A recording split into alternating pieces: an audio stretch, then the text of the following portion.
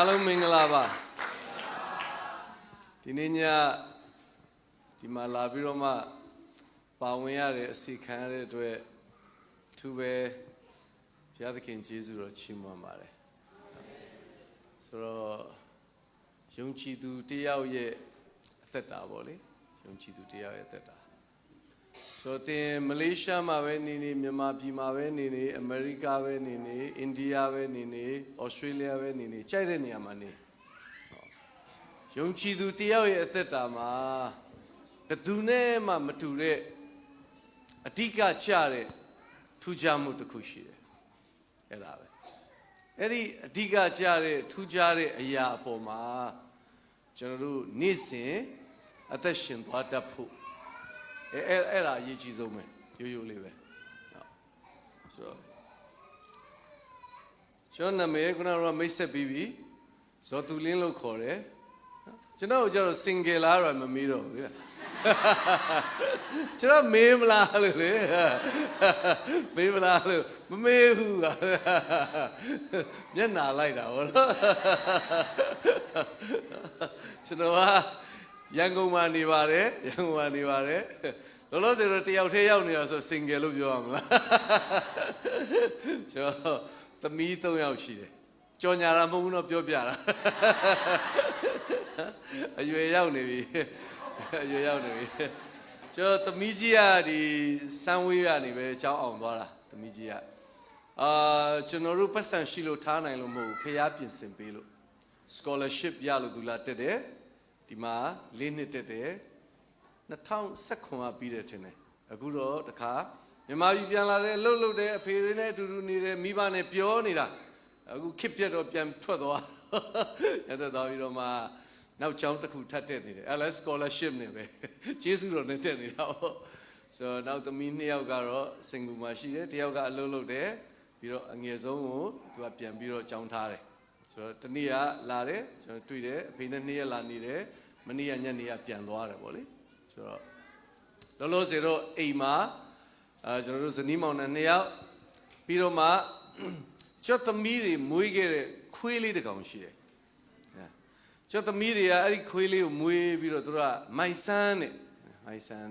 သူတို့သားလေးတဲ့ဆိုကျွန်တော်တွေ့လို့ရှိရင်ဟာမ grandpa တဲ့ဆိုတော့ကျွန်တော်ခွေးဖို့ဖြစ်နေတယ်အိမ်မှာမြီးတစ်ယောက်ရှိတယ်ဗောဗျာတစ်ယောက်ရှိတယ်ဗောနော်ပပီလေးဗောလေမြီးလေးလိုပဲနော်ဆိုတာရှိတယ်နေတာတော့ရန်ကုန်မှာပဲကျွန်တော်ကမြန်မာလူငယ်ပြုစုပျိုးထောင်ရေးသာသနာဆိုပြီးတော့မူရစ်စေဝါအရက်သီစာဆွဲတဲ့လူငယ်တွေကိုပျိုးထောင်ပေးတဲ့သင်တန်းကျောင်းရှိတယ်သင်တန်းကျောင်းလောက်လာတော့ကျွန်တော်နှစ်30ရှိပြီပြီးတော့မှကျွန်တော်အသင်းတော်ရှိတယ် the church ဆိုပြီးတော့ကျွန်တော်အသင်းတော်ရှိတယ်နာမည်ကတော့မြန်မာလူငယ်ပြုစုပျိုးထောင်ရေးသာသနာပေါ့ဒါပေမဲ့ခုလူကြီးတွေလည်းရှိပါတယ်လူကြီးလည်းရှိတယ်တလုံးလုံးကနေကနေဖုန်းဆက်တယ်ဆရာတို့စီမှာအရက်သမားပို့ခြင်းလို့ပို့လို့ရမလားရတယ်အခုလက်ရှိလောလောဆယ်အခြေအနေရမှတ်ပုံတင်ပါရတယ်မှတ်ပုံတင်မပါရင်မရဘူးအရင်တော့ရတယ်ရက်ွက်ထောက်ခံစာနဲ့လာလို့ရတယ်ဟမ်ရပါဒါနဲ့ပြောโอเคအဆင်ပြေဆိုတော့မှတ်ပုံတင်ပါရမယ်ပြီးတော့မှမိဘအုပ်ထိန်းသူလာပို့ရမယ်ဆိုတာမိဘတွေတော့မရှိတော့ဘူးတဲ့ဟုတ်လားဒါဆိုရင်အခုဖုန်းဆက်တာဘာလို့လဲကျွန်တော်ကသူ့ရဲ့တင်းအုပ်ဆရာပါโอเคတင်းအုပ်ဆရာလာပို့ရင်လည်းရပါတယ်သူကအရက်တောက်တာဆရာတဲ့ရပါတယ်ကျွန်တော်အရက်ဆွဲတဲ့လူပါညာအကုန်လုံးလက်ခံတယ်ပေါ့လေအဲကျွန်တော်မေးတယ်ကလေးကအသက်ဘယ်လောက်ရှိပြီလဲသူ65နှစ်တယ်လန့်ပါငါတဲ့ကြီးอ่ะဆိုမသိဘူးလေအရက်သမားအမေဆိုခန့်ငယ်ထင်တာဗော65နှစ်ဆိုအေးဘောအဲ့လောက်ထိတောက်တော့မိဘတွေလည်းဒီကောင်းစိတ်နဲ့သေရောဗောတော့ဘယ်ရှိတော့မလဲနော်65ထိတောက်နေတဲ့ဟာဆိုတော့လေဟုတ်လားမိဘတွေလည်းသေရောဗောအဲ့တော့ကျွန်တော်ရဲ့ ministry ဗောလေတတိယဆူတောင်းပေးဖို့ဗောနော်အဲ့တော့ရှင်ယောဟန်ခရစ်ဝင်ကျမ်းအခန်းကြီး9အငယ်39မှာ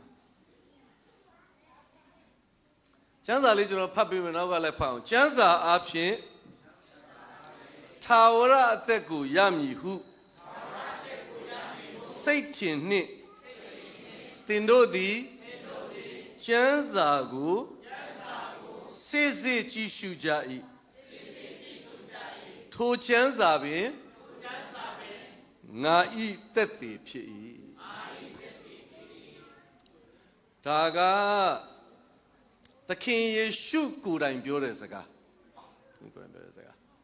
ဘယ်သူတွေကိုပြောတာလဲဆိုတော့အဲ့ဒီခေတ်ကာလတုန်းကကျမ်းတတ်ပုဂ္ဂိုလ်တွေကိုပြောတာဒါကြောင့်သင်တို့ကတဲ့ထာဝရအသက်ရမယ်ဆိုတဲ့စိတ်အထင်နဲ့တဲ့ကျမ်းစာကိုစစ်စစ်ကြည့်စစ်စစ်ကြည့်တယ်ဆိုတာတည်တည်ချာချာဖတ်တာနော်တမန်ငါရှန်ငါကျွန်တော်တို့လိုမဟုတ်ဘူးကျွန်တော်တို့ကနာမည်စင်းနေပါဆိုကြော်သွားလိုက်တာသူတို့ကလိုမဟုတ်ဘူးသူတို့သေချာဖတ်တယ်ဆိုတဲ့အဖွဲ့တွေနော်အဲ့တော့ဒါသခင်ယေရှုကဘသူတွေကိုပြောနေလဲ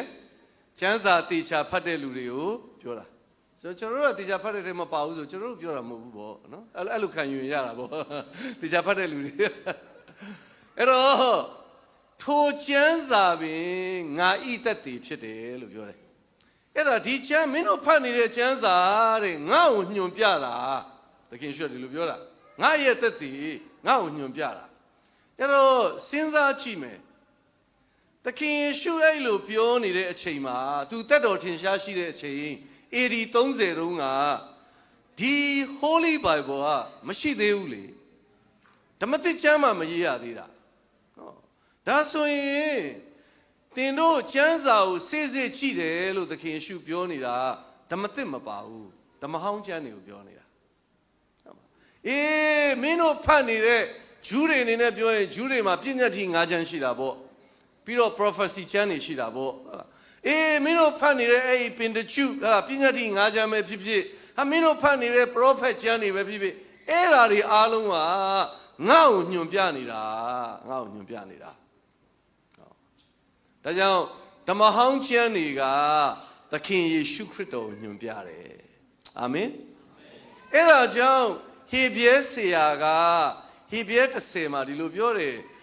ပညတ်တရားမူကားနောင်ဖြစ်လက်တန့်သောအရာတို့ဤသေချာသောပုံသဏ္ဍာန်ကိုမပြအရေးကိုသာပြသည်ဖြစ်၍ပညတ်တရားဆိုတာတဲ့အရေးလိုပဲတဲ့သေချာတဲ့ပုံသဏ္ဍာန်ကိုမပြဘူးတဲ့အခုကျွန်တော်ဒီမှာမတ်တရရတယ်ကျွန်တော်လည်းရှိသလိုကျွန်တော်ရဲ့အရေးလည်းရှိတယ်ဟုတ်အကယ်၍တယောက်ယောက်ကလာပြီးနှုတ်ဆက်မယ်ဆိုရင်ကျွန်တော်နဲ့နှုတ်ဆက်မှာလားအရေးနဲ့နှုတ်ဆက်မှာလားကျွန်တော်နဲ့နှုတ်ဆက်မှာထွက်လာပြီးအရေးကိုလာနှုတ်ဆက်ရင်စဉ်းစားရမယ်ဟုတ်မလားဟာဘယ်လိုဖြစ်တာလဲငါတို့မှရှိတယ်လေကဲအိမ်တော်ပြုတဲ့အခါအစ်စ်နဲ့ပြုတာလားအရေးနဲ့ပြုတာလားအစ်စ်နဲ့ပြုတာအရေးနဲ့ပြုတဲ့လူရှိလားကျွန်တော်လိုက်ရှာနေတာသမီးတွေတွေ့လေအရေးနဲ့အိမ်တော်ပြုမဲ့လူတွေ့ရင်သမီးတွေတွေ့ရှာနေတာမတွေ့သေးဘူးတဲ့နော်အဲ့တော့ဓမ္မဟောင်းဆိုတာအရေးဘသူရဲ့အရေးလဲသခင်ယေရှုခရစ်တော်ရဲ့အရေးအာမင်ဒါကြောင့်ဒီဓမ္မဟောင်းမှာပြောထားတာတွေကရှေ့မှာကြွလာမယ်သခင်ယေရှုခရစ်တော်နဲ့အသင်းတော်နောင်ဖြစ်လာမယ့်အရာတွေရဲ့အရေးဒီလိုနားလည်ရတယ်အဲ့တော့ဓမ္မဟောင်းမှာဓမ္မဟောင်းကျမ်းမှာယောရှုမတ်စာအခန်းကြီး1မှာ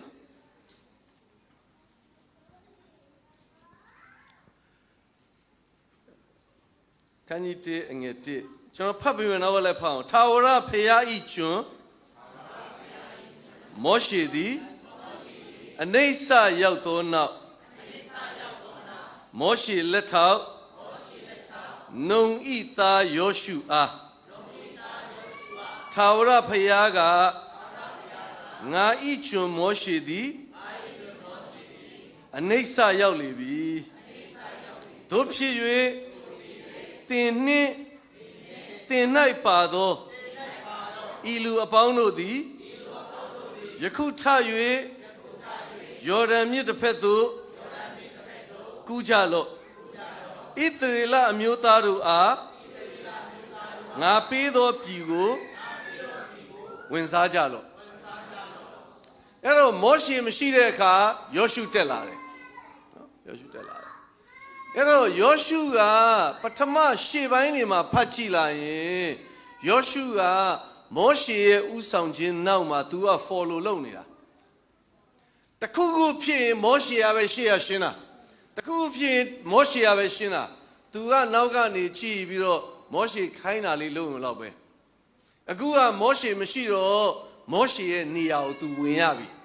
တနည်းအားဖြင့်သူ့အတွက်ယာရုအသစ် position အသစ်နေရာအသစ်စိန်ခေါ်မှုအသစ်ကျွန်တော်တို့တိုင်းပြည်ကနေကျွန်တော်တို့ကအကြောင်းကြောင့်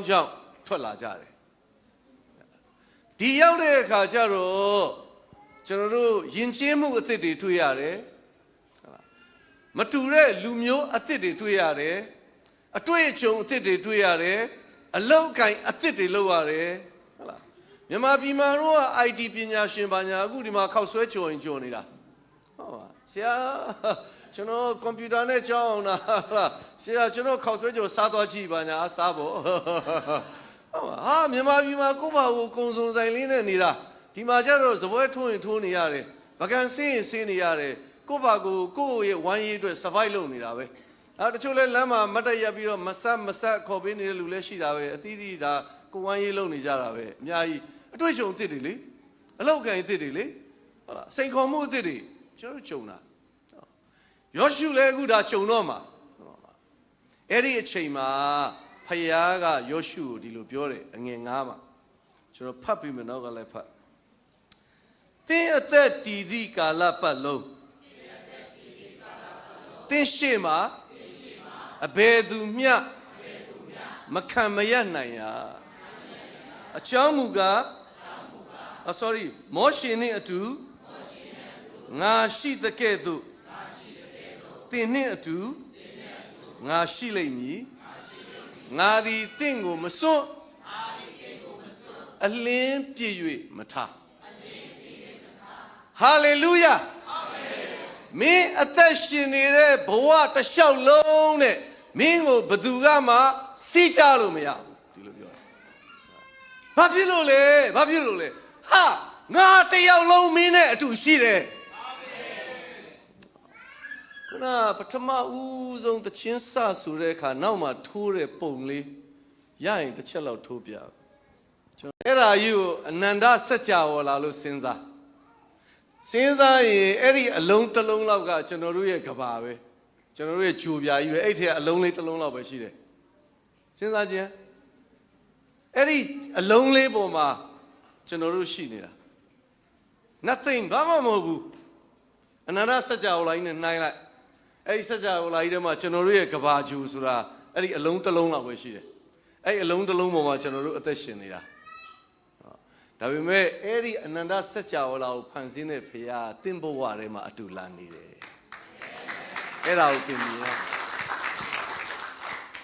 ဒါကြောင့်သင်ရင်ဆိုင်မဲ့အရာတွေအတွက်သင်ရဲ့ရှေ့လာမယ့်အနာဂတ်အတွက်သင်ရဲ့မနေ့ဖန်အတွက်ဖခင်အတူရှိခြင်းအဓိကပဲအာမင်ကျွန်တော်အမြဲတမ်းပြောတယ် do you know Jesus or do you have Jesus သင်ယေရှုကိုသိတာလားအဲ့ဒီယေရှုခရစ်တော်သင်နဲ့အတူရှိတာလားအဲ့ဒါကျင်းသေးဖို့ရည်ကြည်တယ်ကျွန်တော်မေးဇော်သူလင်းမင်းယေရှုခရစ်တော်ဘယ်တော့မှသိအိုးချွတ်တားကြရသိတယ်ဘာဖြစ်လို့လဲအိမ်နားမှာဖခင်เจ้าနေရှိလို့ဒီဘက်မှာကြီးတဲ့အခါကျွန်တော်တက်တဲ့အထာကနိကမာယုဘေးမှာSt. Augustine Church ဖခင်เจ้าရှိတယ် Roman Catholic ဖခင်เจ้าပေါ့ဒီဘက်မှာ Holy Cross ဆိုပြီးတော့ Anglican ဖခင်เจ้าရှိတယ်ပြီးတော့မှကျွန်တော်တို့အိမ်ရဲ့မျက်နှာချင်းဆိုင်ကရန်ကုန်တက္ကသိုလ်ကျောင်းဝင်သွားလို့ရှိရင် Jackson ယူတတန်နှစ်ချင်းအသင်းတော်ရှိတယ်အဲ့တော့နှစ်ချင်းရဲ့ Anglican ရဲ့ RC ရဲ့သုံးကျောင်းကြားထဲမှာကျွန်တော်နေလာတာအဲ့တော့ယေရှုကိုသိလားသိတယ်ဒါပေမဲ့အဲ့ဒီယေရှုခရစ်တော်ကျွန်တော်ဘဝထဲမှာမရှိခဲ့ဘူးလေသိတော့သိတာပဲလောကကြီးမှာပိုက်ဆံအကြောင်းသိုံနဲ့ဈေးဝယ်လို့မရဘူးနော်ပိုက်ဆံရှိမှာဟုတ်မလားပိုက်ဆံအကြောင်းသိတဲ့လူနဲ့ပိုက်ဆံရှိတဲ့လူတူလားမတူဘူးလေကျွန်တော်တို့ကသိတဲ့အဖွဲ့လေသိတဲ့အဖွဲ့ဟိုမှာရှိတဲ့လူတွေဆိုတာတတိုင်းပြည်လုံးရောင်းပြီးတော့ချမ်းသာတဲ့လူတွေကချမ်းသာနေတာကျွန်တော်တို့ကသိတဲ့အဖွဲ့အဲ့ဒါကြောင့်ကျွန်တော် shopping center ကိုပတ်ရင်ငါမှပတ်စံသာရှိရင်လေဆိုပြီးတော့ပတ်ကြတာဟုတ်ကျွန်တော်သိပဲသိတာဟုတ်နော်အဲ့ဒီလိုပဲပိုက်ဆံအကြောင်းသိတာနဲ့ပိုက်ဆံရှိတဲ့လူမတူသလိုပဲ ယေရှုခရစ်တော်ကိုသိတဲ့လူနဲ့ဘဝထဲမှာခရစ်တော်ရှိတဲ့လူလည်းမတူဘူးအာမင်1989ခုနှစ်ကြတော့မှအဲဒီယေရှုခရစ်တော်ကိုကျွန်တော်ကယ်တင်ရှင်လို့သိမြင်ပြီးတော့မှအသက်တာပြောင်းလဲလာတယ်ယုံကြည်သူဖြစ်လာတယ်စပြီးတော့ငယ်ငယ်တော့ပေါင်းတဲ့တငယ်ချင်းတွေမှာမိုးဆက်တို့ပါလို့ရှိတယ်နော်ပြောင်းလဲလာပြီးကျမ်းစာဖတ်မှာအော်ငါတငယ်ချင်းကမောရှေကြီးပဲကျွန်တော်ဘိန်းတူစားကြ तू က Roman Catholic ဆိုတော့ဒီလိုတွေလုပ်တယ်သူတော့ခေါ်ရင်ဟိုကျွန်တော်တို့ကအိမ်နေမှာပေါင်းလို့မရဘူးအပြင်မှာပဲပေါင်းလို့ရတယ်ဘာလို့ကျွန်တော်တငယ်ချင်းကိုတော့ခေါ်လို့ရှိရင်သူ့အမေကသူ့သားကိုဖျက်ဆီးမဲ့ကောင်လာပြီဆိုပြီးကြည့်တယ်မျက်စောင်းထိုးပြီးကြည့်တယ်သူ့သားလေးကလိမ်မာတယ်ဒီအကောင်ဆိုသူလင်းကလာဖျက်ဆီးနေတာအဲ့ဒါသူ့အမေဘက်ကသူကျွန်တော်လာခေါ်ရင်လေကျွန်တော်အဖွားတွေကအဲ့လိုပဲဒါလူကအမြဲတမ်းကိုလူကိုအကောင်းလေကိုလူကိုအကောင်းလေနော်ကျွန်တော်အဖွားကလည်းငါမြီးလေးကသူ့ဟာသူနေလိမ်မာရှာတယ်ဟိုခရိယန်ကောင်လာဖျက်ဆီးနေတာဆိုပြီးတော့အဲ့တော့သူ့ကိုသွားခေါ်လို့ရှိရင်သူကအိမ်ကထွက်လာပြီးလို့ရှိရင်သူတို့ရဲ့အိမ်ဝမှာအဲ့လိုမေရိုမာရိယာသခင်ရှုကိုခြိထားတဲ့ရုပ်ပုံလေးတွေပါလေရှိသူအဲ့ရှိမှဒီလိုတွေလှုပ်သေးတာပြီးတော့လာကျွန်တော်ကမေးတယ်မင်းဘာလှုပ်တာလဲဆိုတော့ဩဘိန်းသွားစားမယ်ဆိုတော့အန်ဒီရကင်းအောင်ကွာဆိုတော့အဲ့တော့မင်းယေရှုခရစ်တော်ကိုသိလားလို့မင်းသိတယ်မရှိခဲ့ဘူးဒါပေမဲ့အခုကတော့သိတာမဟုတ်ဘူးအသက်တာထဲမှာအဲ့ဒီဖယားအတူရှိတယ်အဲ့ဒီစိတ်ချမှုနဲ့သက်ရှင်တာအဲ့တော့ခုနကယောရှုကိုပြောတဲ့အခါယောရှုကသူတို့ကာဒေရှဘာနာဆိုတဲ့အရပ်ကိုရောက်နေတာပြီးရင်ယော်ဒန်မြစ်ကိုဖြတ်ရမယ်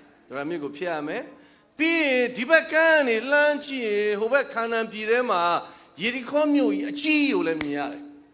ခါနန်ပြည်ထဲကိုရောက်ပြီးတဲ့အခါပထမဦးဆုံးတိုက်ရတဲ့တိုက်ပွဲကယေရီခေါမြို့ပဲပြီးတဲ့အခါသူတို့သိတယ်အဲ့ဒီခါနန်ပြည်ထဲမှာရန်သူ9မျိုးရှိတယ်ပြီးတော့သေးသေးကွေးကွေးတွေမဟုတ်ဘူးနော်တကယ်ဂျိုင်းရင်ကြီးတွေအဲ့ဒီရန်သူ9မျိုးနဲ့ချရမှာဆိုတော့ရှေ့မှာပြောရရင်ယော်ဒန်မြစ်ကိုဖြတ်ရမယ်ယေရီခေါမြို့ကိုတိုက်ရမယ်ပြီးရင်ရန်သူ9မျိုးနဲ့တိုက်ရမယ်ဆိုတော့စိန်ခေါ်မှုတွေကြီးပဲလူအနေနဲ့စဉ်းစားရင်စိုးရိမ်စရာရှိကောင်းရှိနိုင်တယ်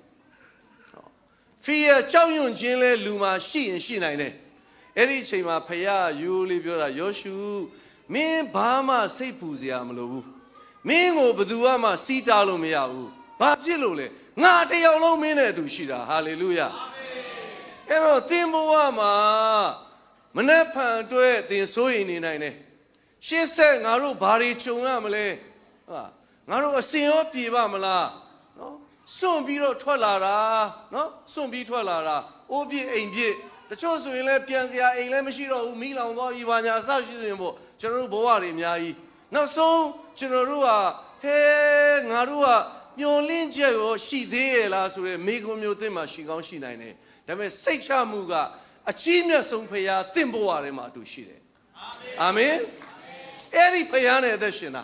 ဒါပဲယောရှုမင်းဘာမှမပူနဲ့ငါတယောက်လုံးရှိတာဆိုတော့ငယ်ငယ်တုန်းကကျွန်တော်တို့ကတခုခုစိတ်ပူတဲ့အခါတိုင်းမှာအဖေကပြောတယ်သားငါတယောက်လုံးရှိတာလေကွာမင်းကလည်းမင်းနဲ့အတူငါရှိနေတဲ့ဟာတခုဖြစ်ငါရှေ့ရရှင်းပေးမှာပေါ့အဲ့ဒီခါမှာဂျင်းနဲ့သွားတယ်အားပြန်ရလာတယ်စိတ်ချမှုဖြစ်လာတယ်မကြောက်တော့ဘူးမစိုးရိမ်တော့ဘူးအဲ့ဒီသဘောပဲအခုယောရှုကိုဖျားပြောတဲ့စကားမောရှေနှင့်အတူငါရှိတဲ့ကဲ့သို့သင်နှင့်အတူဒီလိုပြောတာချမ်းသာကိုဖွင့်လိုက်သင်ဆိုတာယောရှုမဟုတ်ဘူးကျွန်တော်တို့ကိုပြောနေတာဟာလေလုယာအာမင်တဲ့အောင်ကျွန်တော်တို့ကဒီနေ့ဓမ္မသစ်ကာလမှာအေမာနွေလအတိတ်ပဲငါတို့နဲ့အတူရှိတော်မူသောဘုရားသခင်အဲဒီအနန္တစัจ java လာကိုဖန်ဆင်းတဲ့ဘုရားသင်ဘဝထဲမှာအတူလာနေတာအဲ့ဒီဘုရားနဲ့ကျွန်တော်တို့အသက်ရှင်နေတာပြောမယ်ကောင်းကင်တမန်နဲ့မဟုတ်ဘူးနော်တချို့ကတော့ကောင်းကင်တမန်နဲ့သူသွားနေတယ်အသက်တာကိုသွားနေတယ်ကောင်းကင်တမန်နဲ့အသက်ရှင်နေတယ်ဘာညာထင်တဲ့လူတွေရှိတယ် နိုင်တာဗောကောင်းကင်တမန်နဲ့ကျွန်တော်အဲ့ကောင်းကင်တမန်တွေကိုဖန်ဆင်းတဲ့ဖခင်နဲ့ကျွန်တော်တို့အသက်ရှင်တာအာမင်တချို့ကလေကျွန်တော်တို့ကကောင်းကင်တမန်နဲ့စကားပြောတယ်ဘာညာဆိုလို့ရှိရင်အထင်ကြီးတတ်တယ်သိလားနော်ဆိုတော့ကောင်းကင်တမန်ဆိုတာကျမ်းစာနဲ့ပြောရင် Messenger ပေါ့ဆေလွတ်တယ် Messenger ဟို Facebook က Messenger ပြောတာမဟုတ်ဘူးနော်ဟုတ်တယ်ဟဲ့ဆရာ तू ကတဲ့ကောင်းကင်တမန်နဲ့စကားပြောပြီးတော့တွားတာတဲ့ကျွန်တော်ကအဲ့ဒီကောင်းကင်တမန်တွေကိုဖန်ဆင်းတဲ့ဖခင်နဲ့စကားပြောပြီးသွားတာလို့ဟာလေလုယာဟုတ်တယ်မလားတင်ဘဝထဲမှာဖခင်အတူရှိတယ်လေအတူရှိတဲ့ဖခင်နေတဲ့ဖခင်လားအသက်ရှင်တဲ့ဖခင်လား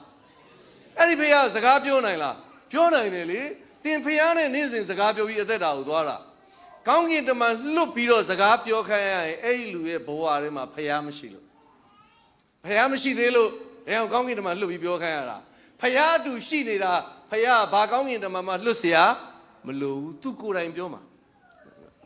ထားမနေ့က2ရက်ကျွန်တော်သမီးကကျွန်တော်နဲ့အတူတူလာနေတယ်ဟုတ်ပြီနော်2ယောက်အတူရှိနေတာလေ Messenger လို့လားမလို့ဘူးလေအခုပြန်သွားတော့မှလှမ်းပြီးတော့ Messenger ကနေစကားပြောနေရဟုတ်မှာ2ယောက်အတူရှိနေတဲ့အတွက် Messenger သုံးเสียမလို့အဲ့တော့ဖခင်အတူရှိနေတဲ့သူအတွက် Messenger ဆိုတဲ့ကောင်းကင်တမန်လွတ်ပြီးဖခင်ပြောခိုင်းเสียမလို့ဘူးသူကိုယ်တိုင်ပြောလို့ရတယ်ဒါကြောင့်ကောင်းကင်တမန်နဲ့စကားပြောတယ်လို့ဘာလို့တွေ့ရင်အထင်ကြီးဖို့မဟုတ်ဘူးဩတနာပါတယ်သူဖခင်မရသေးဘူးအဲ့လိုကြည့်ရပါနော်တနာပါတယ်ဖခင်မရသေးလို့ဖခင်ကောင်းကင်တမန်လွတ်ပြီးစကားပြောခိုင်းနေရတာအဲ့တော့ယုံကြည်သူဆိုတာခုနပြောတယ်ဖခင်အတူရှိတော်သူဖြစ်တယ်ဟာလေလုယာအဲ့တော့ယောရှုမတ်စာ3ကိုရောက်တဲ့အခါခန်းကြီး3ကိုရောက်တဲ့အခါ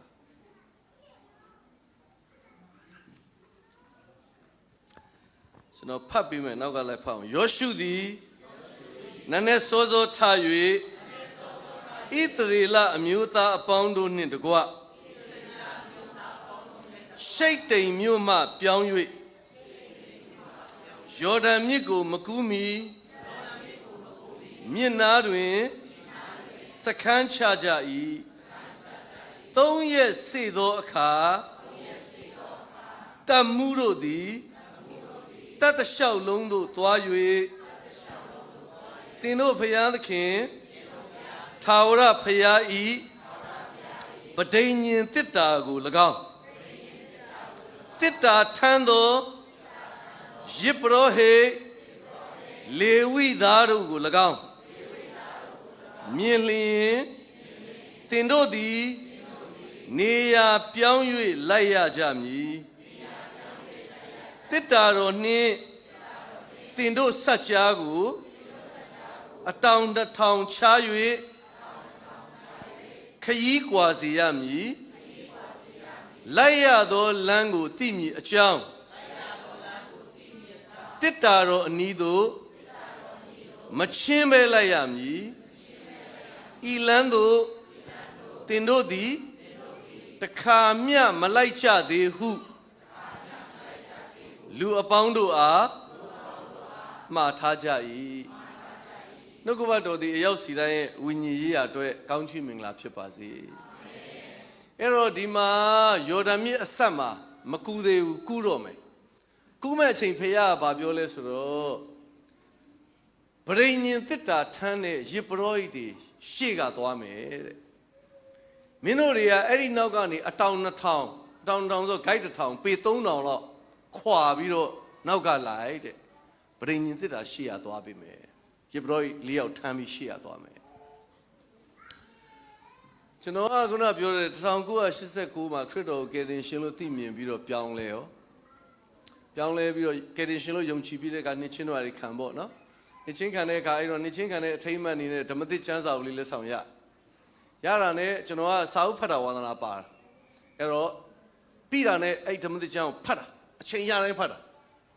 တလားလောက်အကြာမှာကျွန်တော်လက်ထဲမှာရှိတဲ့ဓမ္မသစ်နဲ့စာလံဒီကျမ်းစာအုပ်ကျွန်တော်9ခေါက်6ခေါက်ဖတ်ပြီးပြီဒါပေမဲ့ကျွန်တော်ကဓမ္မဟောင်းမရှိသေးဘူးဓမ္မဟောင်းဖတ်ချင်တာသူများစီကနေတော်တော်ပြီးတော့တငယ်ချင်းစီကနေတိုးတီနဲ့ဖတ် တနေ့တော့အန်တီတယောက်ကနေပြီးတော့ဝယ်လာပေးတယ်သားတဲ့သားအတွက်သားမှချမ်းသာအောင်မရှိဘူးသတင်းကြလို့ဖတ်တော့ဗရိညင်တစ်တာတို့ကျွန်တော်စဉ်းစား तू ကအတန်ရှင်းဆုံးဌာနတော်ထဲမှာဗရိညင်တစ်တာကိုထားတယ်တဲတော်ကြီးရဲ့နော်တန်ရုံထားတယ်အဲ့ဒီမှာဖယားသခင်ချင်းဝတ်တယ်ဘုံတကိုးကြီးလွန်းလို့ဘသူမှဝင်တွေ့လို့မရ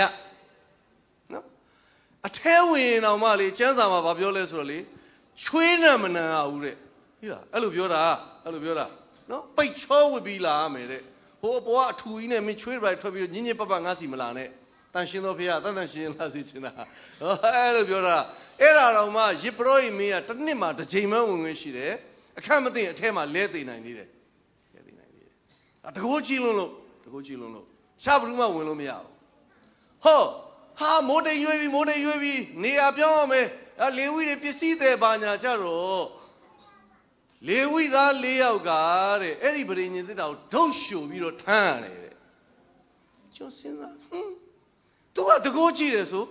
မထမ်းခိုင်းနဲ့လေသူကသူပြန်သွားလိုက်ရှေ့ကနေပြီးတော့နောက်ကလူတွေလိုက်ခိုင်းဟုတ်တယ်မလားဟာကျွန်တော်တို့ရုပ်ရှင်ကြည့်ဘူးတဲ့ဟိုတရုတ်တိုင်းကားတွေကတိုင်းသမားတွေတယောက်နဲ့တယောက်ချရင်လေပေါ်မှာပြန်ပြီးချဟိုဘက်မြို့ကိုကူးမယ်ဆိုတော့မြင်းစီးတယ်မစီးနဲ့လေမင်း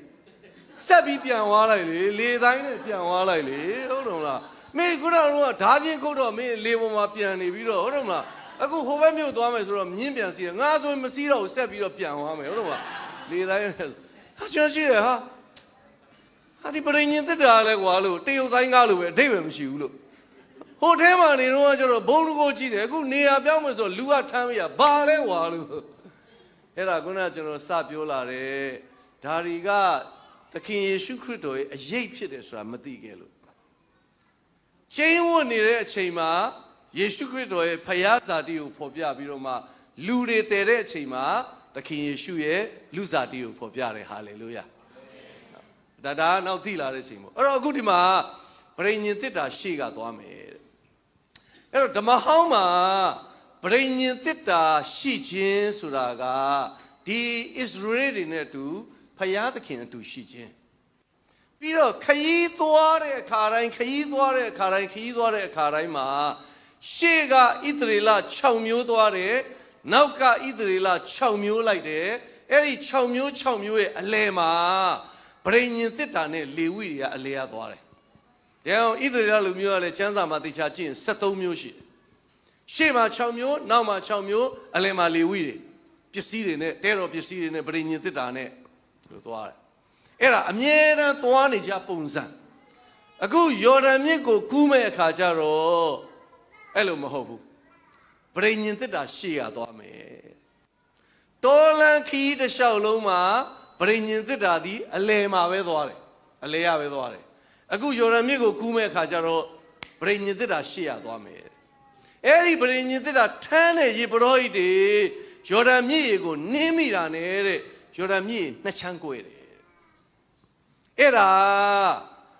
ခါနန်ပြည်ဆိုတဲ့ဖယားသခင်ရှေ့မှာအောင်မြင်သောအသက်တာကိုဝင်မဲ့လူတွေအတွက်ယော်ဒန်မြစ်ကအစီတာပဲဘသူကခွဲပေးလဲဆိုတော့ဖယားပဲခွဲပေးတယ်ဟာလေလုယာအဲ့ဒါကြောင့်မင်းတို့တဲ့တင်တို့နေရာပြောင်း၍လိုက်ရမည်ပြောကြည့်ပါလေတင်တို့နေရာပြောင်း၍လိုက်ရမည်ဆိုတာဘသူကရှေ့ရသွားမလဲဖယားရှေ့ရသွားမယ်တော့မင်းနောက်ကလိုက်တဲ့သခင်ယေရှုကလူတွေနဲ့တွေ့တဲ့အခါငါနောက်သို့လိုက်လို့ဒီလိုခေါ်တယ်သဘောကသူကရှေ့ကသွားမယ်ကျွန်တော်တို့ကသူ့ရဲ့ဥဆောင်ခြင်းကိုဝန်ခံပြီးအသက်ရှင်မယ်ဟာလေလုယာအဲ့တော့ဒီနေ့ဖယားကတင့်ဘဝထဲမှာတင့်အသက်တာထဲမှာဒါကတော့ရေဘူးရပြောတဲ့စကားလုံးတိတိကျကျပြောရင်တော့တင့်ရဲ့ဝိညာဉ်ထဲမှာဖယားဝိညာဉ်တော်ကလာကျင်းဟုတ်တယ်အာမင်သခင်ယေရှုခရစ်တော်ကိုသင်ကယ်တင်ရှင်လို့သိမြင်ပြီးတော့ကိုရောကျွန်တော်ရဲ့အသက်တာထဲမှာကိုရောဝင်ပြီးတော့နေပါဝင်ရောက်ချင်းဝပါလို့ကျွန်တော်တို့ဝန်ခံတဲ့အခါသခင်ယေရှုခရစ်တော်ကအကောင့်ထဲနဲ့ဝင်လာတာမဟုတ်ဘူးနော်ဟဲ့အောင်ပါဇက်ဟာငါဝင်မယ်ဆိုတော့ ဆိုရတာဗျာအကောင်ထဲဝင်လာမဟုတ်ဘူးနော်ဆိုတော့တန်ရှင်းသောဝိညာဉ်တော်အပြင်လာကျင့်ဝတ်တယ်အာမင်ဒါကြောင့်သင်တို့သည်ဘုရားသခင်ဝိညာဉ်တော်ကျင့်ဝတ်ရာဗိမာန်အဲ့တော့လူမှာခန္ဓာရှိတယ်စိတ်ရှိတယ်ဝိညာဉ်ရှိတယ်အဲ့ဒီသုံးမျိုးမှာဝိညာဉ်ဆိုတာဖယားနဲ့အဓိကဆိုင်တဲ့အပိုင်းဒါကြောင့်ဖယားကဝိညာဉ်တော်ဖယားဘယ်မှာလာကျင်းဝတ်လဲဆိုရင်ကျွန်တော်တို့ရဲ့ဝိညာဉ်ထဲမှာလာကျင်းဝတ်တယ်နှလုံးသားမဟုတ်ဘူးနော်နှလုံးသားဆိုတော့နှလုံးသားဆိုတာ blood circulation သွေးလေပတ်မှုအတွက် pump တစ်ခုပဲဒါကြောင့်ကျွန်တော်တို့နံပါတ်4ထိုးတဲ့လူတွေပေါ့လေနော်ဒီထဲမှာလည်းပါမယ်ထင်တယ်နော်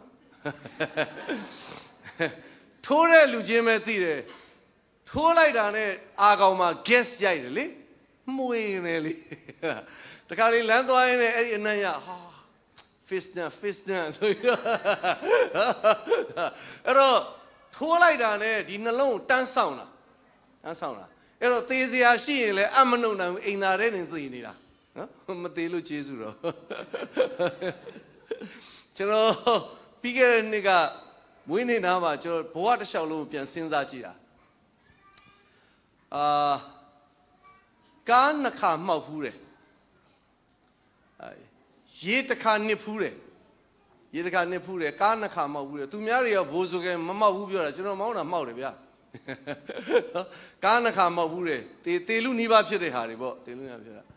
ပြီးတော့ number 4ထိုးတော့က overdose နှစ်ကြိမ်ဖြစ်ဖူးတယ်ဒါပေမဲ့ဘေးမှာတငယ်ချင်းရှိလို့ပေါ့တငယ်ချင်းရှိတဲ့အတွက်တငယ်ချင်းကပြုစုပေးခေါ်ထုတ်လာပြီးတော့အမြုပ်ဓာတ်ထွက်ပြီးတော့အိမ်သားတွေကနေတက္ကသိုလ်အိမ်သားတွေကနေဆိုတော့ကျွန်တော်ကအဲ့တက္ကသိုလ်ကျောင်းဝင်းနဲ့နီးတယ်ဆိုတော့တစ်သက်လုံးအဲ့တက္ကသိုလ်ကျောင်းဝင်းထဲမှာပဲလုပ်တာဘာလို့တက္ကသိုလ်ကျောင်းဝင်းမှာဘာဖြစ်ဖြစ်ဟိုရဲဝင်မဖမ်းဘူးလေသူအလွန်ဆုံးကျောင်းသားရေးရပဲပို့တာကျောင်းသားရေးရပို့တဲ့အခါမိဘတွေနာမည်တွေပြောပါညာဆိုရင်သူဆုံးမတယ်ဟုတ်အဲ့မှာသူတို့တော်ကီလွတ်တော့တနားကြီးလောက်ဟုတ်ကဲ့ပါနောက်ဘယ်မှမလို့ဘူးပါညာအဲ့နားတော့ပြီးပြန်တော့ဆိုပြန်လာအောင်ဆိုတော့နှစ်ခါ shop ဖြစ်ဖူးတယ် overdose ဖြစ်ဖူးတယ်ပြီးတော့တနတ်နဲ့နှစ်ခါအပြစ်ခံရဖူးတယ်88တုန်းကတစ်ခါအခု2021မှာတစ်ခါမသေးလို့ဘုရားထားတာလို့နော်ပြီးတော့မှလွန်ခဲ့တဲ့နှစ်20တုန်းကဆေးရုံကလေးပေါ်မှာဆရာဝန်ကမရတော့ဘူးတေဖို့က80ရာခိုင်နှုန်းအသက်ရှင်ဖို့က20ရာခိုင်နှုန်းပဲရှိတော့တယ်လို့အပြောခံရတဲ့အချိန်ကိုရောက်ဖူးတယ်ကျွန်တော်မသိဘူးတတိယလွတ်တစ်ချက်ရတစ်ချက်အသက်ကေဈေးတွေလည်းသူတို့၄-၅လုံးထိုးပြီးပြီအဲ့ဒါတော့အဲ့အသက်ကေဈေးထိုးတာကကျွန်တော်မျောနေတဲ့အချိန်မေ့သွားတဲ့အချိန်မှာတေမာဆိုလို့ထိုးလို့ကျွန်တော်သာအသက်ရှင်နေတဲ့အချိန်ဆိုရင်ကျွန်တော်အသက်ကေဈေးလည်းအထိုးမခံဘူးကျွန်တော်အတွေးခေါ်တစ်မျိုး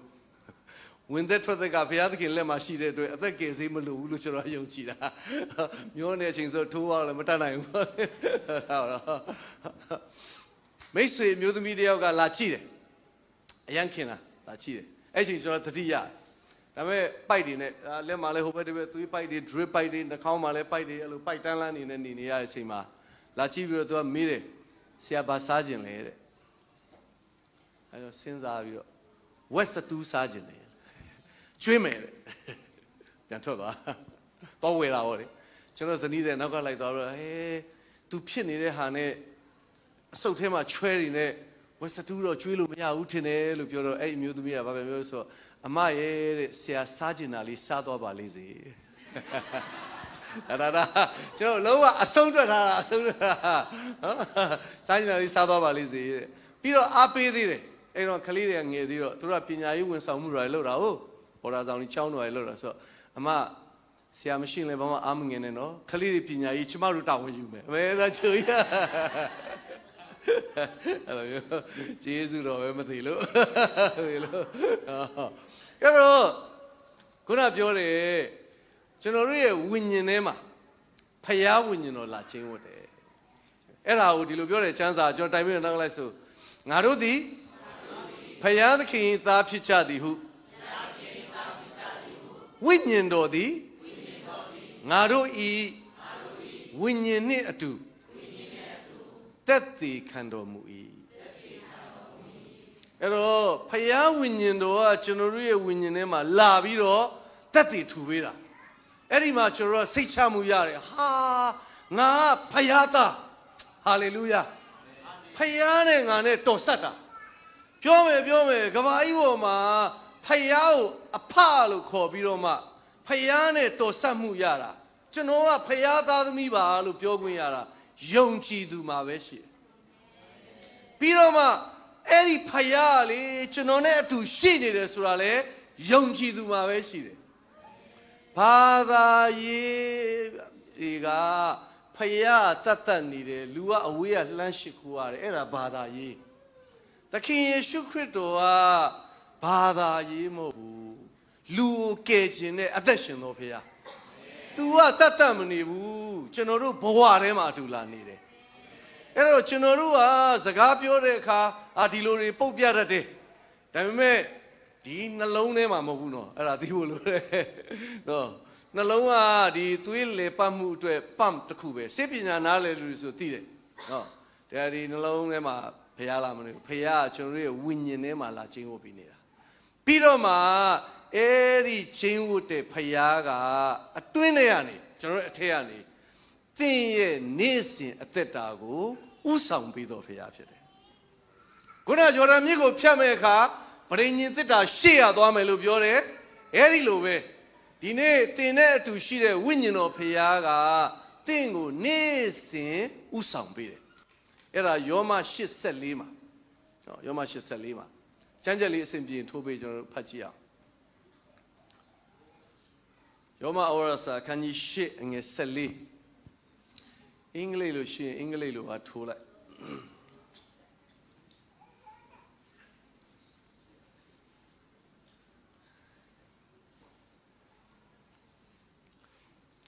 ကျွန်တော်တိုင်ပေးမယ်နောက်လိုက်ဆိုဖယားသခင်ဝိညာဉ်တော်ဟိုမှာဆုံးမပဲ့ပြင်တော်မူသမျှသောသူတို့သည်ဖယားသခင်ဤသားဖြစ်ကြ၏သူကမြန်မာလိုဝိညာဉ်တော်ဆုံးမပဲ့ပြင်တယ်လို့ရေးတယ်အင်္ဂလိပ်လိုဖတ်ရင် led by the Holy Ghost LED let ဥဆောင်တာဝိညာဉ်တော်ဥဆောင်ခြင်းကိုတဲ့ဖယားသားသမီးတိုင်းခံစားရတယ်ဟာလေလုယာအဲ့တော့ခုနကယော်ဒန်မြစ်ကိုကူးမဲ့အခါဖယားငါရှေ့ရသွားပေးမယ်ဆိုတာဖယားရဲ့ဥဆောင်ပေးခြင်းဒီနေ့သင်ရဲ့နေ့စဉ်အသက်တာမှာအတူရှိတဲ့ဝိညာဉ်တော်ဖယားရဲ့ဥဆောင်ခြင်းကိုသင်မှန်ကန်စွာဝန်ခံတတ်ဖို့အရေးကြီးတယ်အာမင်ဒီလမ်းကိုတဲ့မင်းတို့တခါမှမလိုက်သေးဘူးတဲ့ဤလမ်းတို့သင်တို့တခါမှမလိုက်ကြသေးလို့ပြောတယ်အဲ့ဒါဘယ်ကိုသွားတဲ့လမ်းလဲဆိုတော့ခါနန်ပြည်ထဲကိုဝင်တဲ့လမ်းအဲ့တော့ယောရှုနဲ့အတူပါလာတဲ့ဣသရေလတွေကအေဂုရုပြည်ကထွက်လာတဲ့မျိုးဆက်ကအကုန်တောထဲမှာတည်သွားပြီလေဒါနောက်မျိုးဆက် new generation ယောရှုနဲ့ကာလဲနှစ်ယောက်ကတော့တစ်ချိန်လုံးကခါနန်ပြည်ထဲကိုသွားပြီးစုံစမ်းဘူးတယ်ဒါပေမဲ့အခုသူနဲ့လိုက်လာမဲ့လူတွေအားလုံးကဒီခါနန်ပြည်ကိုရောက်ဖူးလားလို့မေးရင်တယောက်မှမရောက်ဖူးဘူးဒါကြောင့်ဤလန်းတို့တင်တို့တစ်ခါများမလိုက်ကြသေးအဲ့တော့သူတို့သွားမဲ့နေရာကသူတို့တစ်ခါမှမရောက်ဖူးသေးတဲ့နေရာကျွန်တော်တို့မရောက်ဖူးသေးတဲ့နေရာရှိလားရှိတယ်အများကြီးပဲလားအများကြီးပဲ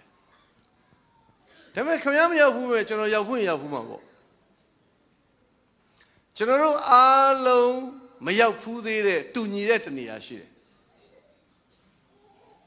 တခြားမဟုတ်ဘူးမနှက်ဖန်ပဲမနှက်ဖန်ကိုရောက်ဖူးလားရောက်ဖူးလားမနှက်ဖန်ပြန်လာတဲ့လူရှိလားမရှိဘူးမနှက်ဖန်ကိုရောက်ဖူးလား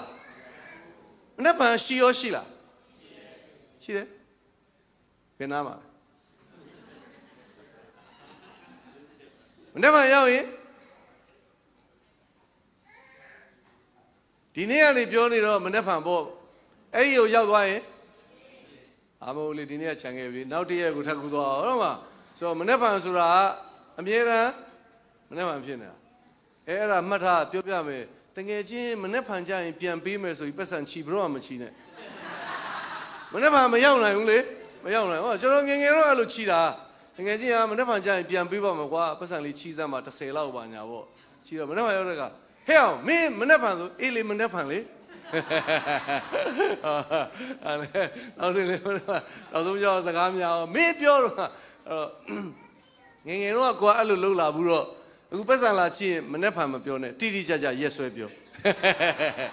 ဘယ်နေ့ဘယ်ရက်ဒိတ်နဲ့ပြောနော်ဧပြီ1ရက်ကျရင်ပြန်လာပေးမလားအဲ့လိုလို့မနဲ့ဖန်မလုပ်နဲ့မနဲ့ဖန်ဆိုပြောချင်တာမနဲ့ဖန်ဆိုတာကျွန်တော်တို့ရောက်ဘူးလားမရောက်အဲ့ဒါကြောင့်တနည်းအားဖြင့်မနဲ့ဖန်ဆိုတာကျွန်တော်တို့မရောက်ဘူးသေးတဲ့ကျွန်တော်တို့ရဲ့အနာဂတ်ဒါကြောင့်ကျွန်တော်တို့ကမရောက်ဘူးသေးတဲ့အတွက်စိုးရိမ်တတ်တယ်ပူပန်တတ်တယ်ဟာအစဉ်ပြေးပါမလားဟဲ့အစရှိသူရင်ပေါ့နော်မရောက်ဘူးသေးတဲ့နေရာလေတခါတလေမရောက်ဘူးသေးတဲ့နေရာကိုကျွန်တော်တို့က GPS နဲ့သွားတယ်ဟုတ်လား GPS ကပြနေပေမဲ့ကိုယ့်အထဲထဲမှာတော့ sure မဖြစ်ဘူးကိုမမရောက်ဘူးလားရောက်ဘူးတဲ့နေရာကို GPS နဲ့သွားရင်တမျိုးဟုတ်လား GPS ကလည်းပြသလိုကိုယ်စိတ်ထဲမှာလည်းစိတ်ချမှုအပြည့်ရှိတယ်ဘာလို့ဆိုကိုရောက်ဘူးပြီးသားနေရာဖြစ်တာဟုတ်ရောက်ဘူးပြီးသားနေရာဖြစ်တာဟုတ်နော်အဲ့တော့ကျွန်တော်တို့ရဲ့မနဲ့ဖန်တို့ရဲ့ကျွန်တော်တို့ကစိုးရင်တတ်တယ်အဲ့ဒါကြောင့်ဖခင်ပြောတာမစိုးရင်နဲ့တဲ့ငါဥဆောင်ခေါ်သွားပေးမယ်အာမင်အဲ့တော့သင်နဲ့အတူရှိတဲ့ဖခင်ဥဆောင်ပေးတာကိုသင်မှန်ကန်စွာဝန်ခံပြီးအသက်ရှင်တတ်သွားရင်သင်ရဲ့မနဲ့ဖန်တို့သင်စိတ်ချပြီးအိပ်လို့ရစိတ်ချပြီးအသက်ရှင်လို့ရတယ်ဟာလေလုယာတဲ့ဖခင်ပြောတယ်မင်းဒါမျိုးတစ်ခါမှမလုပ်သေးဘူးနော်တဲ့အီလန်းတို့တစ်ခါမှမလိုက်ကြသေးမင်းတို့နေရာပြောရမယ်နော်တဲ့နေရာပြောရမယ်ဆိုတာငါနောက်ကနေလိုက်ငါရှေ့ရဥဆောင်ပေးမယ်ဥဆောင်သူဆိုတာရှေ့ကနေရင်ဆိုင်ပေးတာပေါ့ရင်ဆိုင်ပေးတာကြုံလာတဲ့အရာအတွက်ရပ်တည်ဖို့လိုရင်ရပ်တည်ပေးမယ်ဥပမာကျွန်တော်တို့ဟလာအိမ်အောင်တဲ့အနေနဲ့ယောက်ျားကိုအိမ်အောင်ဦးစီးလို့ပြောတယ်ဟုတ်ပါအိမ်အောင်ဦးစီးဆိုတာမိသားစုတွေရှေ့ထွက်ရတာပဲရှေ့ထွက်ရတာပဲပြဿနာဖြစ်ငါရှေ့ရရှင်းမယ်ဟုတ်ဘလို့ပဲဖြစ်ဖြစ်ငါအိမ်အောင်ဦးစီးဟုတ်ပါရှေ့ရတယ်အဲ့တော့ဖယားကတင့်ကိုရှေ့ရဥဆောင်ပေးမယ်ဆိုတာရှင်းစရာတွေရှိရင်သူရှေ့ရရှင်းပေးမယ်ဟာလေလုယာဖြိုစရာတွေရှိရင်သူရှေ့ရဖြိုပေးမယ်အာမင်တိုက်စရာတွေရှိရင်ရှေ့ရတိုက်ပေးမယ်အာမင်အဲ့ဒါတင့်ဘက်ကအဲ့ဒီဖယားဥဆောင်တာကိုမှန်ကန်စွာဝန်ခံတတ်ဖို့ပဲရည်ကြီးတယ်။ဒါအခုယော်ဒန်မြစ်ကိုကူးမဲ့အခါဖယားငါရှေ့ရသွားမယ်တဲ့။ तू ရှေ့ရသွားတဲ့ယော်ဒန်မြစ်နှချမ်းကွဲလား။ကွဲတယ်။အဲ့ဒါဖယားကအဲ့ဒီအစီတောက် तू ရှင်းပေးလိုက်တာ။အာမင်။အေးစေစေကူးသွားရုံပဲ။ဟိုဘက်ရောက်တော့ယေရီခေါမြို့ရိုးကြီးအချီညင်းလဲမောင်းလို့ရတယ်အဲ့ဒါကြီးလဲမပြိုဘူးလားပြိုလားပြိုတယ်ဘသူပြိုပေးလဲဘသူပြိုပေးလဲဖယားပြိုပေးတယ်ဟာလေလုယာခင်ဗျားတို့ကဖယားပြိုပေးတယ်ဆိုတာသိတယ်နော်ဖယားပြိုပေးတာကိုမသိတဲ့လူတွေရှိသေးတယ်တခါတော့တဲ့အဲ့လိုနေမှာအစည်းအဝေးကြီးလုပ်တာဆန်ဒေးဆူဆရာမလေးတယောက်ကလည်းသူကရွာကိုကိုစားပြုပြီးတော့မှအစည်းအဝေးလာတက်တယ်အဲ့တော့အစည်းအဝေးမှာဥဆောင်တဲ့ဆရာကြီးကကြည့်တော့ဒီကလေးမလေးကအသက်ခန့်ငယ်ငယ်ပေါ့လေဆရာတခြားဆရာမတွေကြားထဲမှာပေါ့အပြူပေါက်လေးပါလာတော့စိတ်ဝင်စားလို့သမီးဘယ်ကနေလာလဲသူဒီဘက်ကလာပါတယ်ဟိုစင်ကယ်လာပါညာတော့မမေးဘူးအဲ့ရွာမှာဘာလုပ်တယ်လဲSunday School သင်ပါတယ်အေးကောင်းတယ်ကွယ်အသက်ငယ်ရွယ်နဲ့ဘုရားသခင်တို့အစီခံတာဆိုပြီးတော့ဆရာကြီးစိတ်ထဲမှာဒီကလေးမငယ်ရွယ်နဲ့ဘုရားတို့အစီခံနေတာသူအားရအချင်းနဲ့ဒါပေမဲ့ဘာရင်မဟုတ်ဘူးစကားကြုံလို့သမီးယေရီခေါမြို့ရိုးဘသူဖြိုလဲလို့မေးတဲ့အခါအဲ့ဆရာမလေးစဉ်းစားဘသူဖြူတာလဲဒီခုမျိုးဘသူဖြူတာလဲစဉ်းစားတော့ဆရာကြီးကလည်းရတယ်ဘာမှမဟုတ်ဘူးဒီလိုပဲစကားကြုံလို့မေးတာစိတ်ထဲမှာမထားပါနဲ့ပေါ့ဒါပေမဲ့မထားပါနဲ့လို့ပြောလဲသူ့အထဲထဲမှာလေ ဆရာကြီးကလူတွေကြားထဲမှာငါ့ကိုမေးတယ်ယေရီခေါမြို့ဘယ်သူဖြူတာလဲယေရီခေါမြို့ရိုးဘယ်သူဖြူတာလဲယေရီခေါမြို့ဘယ်သူဖြူအာသူနေလို့မရအောင်အဲ့ဒါအစည်းအဝေး3 ရက်ပြီးတော့ရွာပြန်လာတတင်းငွေနေ့ Sunday school လေးတယောက်ကလေးတွေဆိုအလှမ်းသွားကလေးတွေမေကွန်တစ်ခုမင်းမယ်မှန်ဖြေကလေးတွေကဆရာမအစည်းအဝေးသွားပြီးပြန်လာတော့ကြမ်းလိုက်တာတဲ့ဘယ်လိုဖြစ်တာလဲဘောတော့ကြည့်ယေရီခေါမြို့ရိုးနင်တို့အထက်ကဘသူဖြူတာလဲငါသိကျင်တယ်ကလေးတွေကလန့်ပြီးတော့လေချင်းချင်းဟျောက်မင်းလှုပ်လာမလှုပ်ပါဘူးတဲ့ငါအဲ့နာတော့သွားမစော့ပါဘူးပါညာအားနဲ့ချင်းချင်းပေါ့မင်းလှုပ်ရင်ဝင်ခံလိုက်ဆရာမဒေါသထွက်နေတာပါညာဆိုကလေးကလည်းမဖြေဘူးဆရာမငါတရခံသိကျင်တယ်ကလေးတွေကျွတ်နေနောက်တစ်ပတ် Sunday School တရားခံမပေါ်ရင်အားလုံးတန်းစီရိုက်မှာအားနဲ့ပြန်သွားကြနောက်တစ်ပတ် Sunday School အချိန်ကြတော့ကလေးတွေက Sunday School မသွားခြင်းဟုတ်တော့ရောပြီးရိုက်ခံမှာလေလက်တယ်မပေါ်ရင်ရောပြီးရိုက်ခံမှာဆိုတော့အဲ့ဒါနဲ့ဒီဘက်ကကလေးမတယောက်ကသူ့အမေကိုပြောအမေရဲ့တဲ့ဒီတစ်ပတ်တော့သမီး Sunday School မတက်ဘူးတဲ့နင်းဘာလို့အကောင်းကြီးရဘာလို့တဲ့ပြီးခဲ့တဲ့တစ်ပတ်ကတဲ့ဆီယာမအဲ့ဒီယေရီခေါမြို့ရိုးဘသူဖြူတာလဲအဲ့ဒါလှုပ်တဲ့လူမပေါ်ရင်တဲ့သမီးတို့ကအချောင်ကြားတဲ့ရိုက်ခံမှာတဲ့အမေကနင်မလှုပ်တာချင်းသေးလားချင်းသေးပါတယ်အမေရဲ့တဲ့သမီးမလှုပ်ပါဘူးတဲ့အဲ့ဒါနဲ့တခါအဲ့ဒီအမေကနေပါအောင်နဲ့ငါမေးပါအောင်မယ်ဆိုဟိုဘက်အိမ်ကိုလှမ်းပြီးတော့ဟဲ့နင်သားဘယ်လိုလဲငါသားလည်းဒီမှာမသွားချင်ဘူးပြောနေတယ်တဲ့ရောပြီးအရေးမခံနိုင်လို့အဲ့ဒါဒီဘက်ကအမေကမေးတယ်နင်သားမလှုပ်တာတော့ချင်းသေးပါတယ်နော်တဲ့နင်သားကတော်တော်စော့တာတဲ့ဟဲတဲ့ငါသားလေးမလှုပ်ပါဘူးဟဲနင်ကဆွဆွပါညာအဲ့ဒါနဲ့အဲ့မှာမိဘတွေပါပတ်နေကြအောင်ပတ်နေတော့အဲ့ဒီဘက်မှာ Sunday School ကကလေးမရှိဘူးပြက်သိလားမိဘတွေချင်းကြားထဲမှာလဲဆရာမလေးကတော်တော်ဒေါသထွက်နေတာနော်တဲ့နင်တို့သားလုပ်တယ်ဆိုလဲပြောငါတို့အားလုံးဝိုင်းပြီးတောင်းပန်ကြတာပေါ့တို့ဘာလို့ဒါမျိုးတွေဖြစ်နေကြအကုန်လုံးဟောအဲ့ဒါနဲ့အဲ့ဒီရွာအကြီးဆုံးပေါ့ဆရာကြီးပေါ့လေသာသနာပိုင်ချုပ်ကကြားသွားတယ်အရှမ်းဒေါသထွက်တာ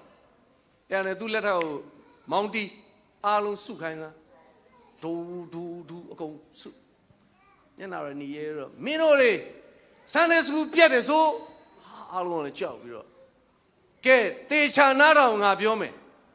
ဆရာမလေး Sunday School ပြန်တင်မိဘတွေခလေးကိုရောက်အောင်ပို့အဲ့ဒီမြို့ရိုးပြိုတဲ့ကိစ္စခေါင်းထဲကထုတ်ပလိုက်ဘာမှမပူနဲ့ငါတို့ရံပုံငွေရှိတယ်အသက်ပြန်ဆောင်မယ်